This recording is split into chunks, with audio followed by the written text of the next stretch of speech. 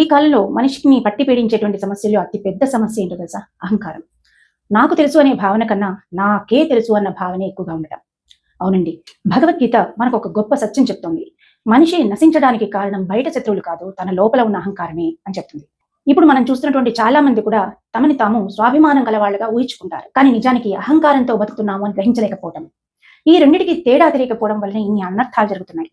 స్వాభిమానము అంటే తన విలువను గుర్తించాలి అనుకోవడం. అదే అహంకారం అంటే ఇతరులు తననే గుర్తించాలి అనుకోవడం, తన మాటే నెగ్గాలి అనుకోవడం. గీతలో ఒక గొప్ప విషయం చెప్తారు. అహంకారము, కోపము, గర్వము ఇవి మనిషిని నాశనం చేసే లక్షణాలు.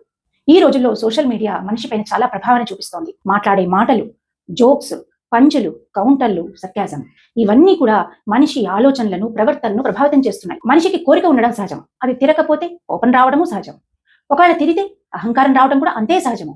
ఇదే మనిషి పతనానికి దారి చూపిస్తుంది. జనరల్ గా మనం నిజాన్ని యాక్సెప్ట్ చేయము. ఎందుకంటే మన ఇగో దాన్ని అంగీకరించలేదు. గీత చెప్పేది ఏంటంటే నీకు నచ్చిన మాటను మాత్రమే వినడం కాదు, నిజాన్ని కూడా అంగీకరించాలి అంటుంది.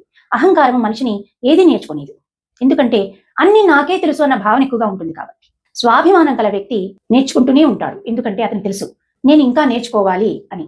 విజయం అనేది ఎప్పుడు గెలవటంలోనే కాదు, వంగటంలో కూడా విజయం ఉంది అని గ్రహించాలి. మనల్ని మనం ఒకసారి ప్రశ్నించుకుందాం. మనకున్నది అహంకారమా లేకపోతే స్వాభిమానమా? నిజం ఒప్పుకోవాల్సిందే కదా.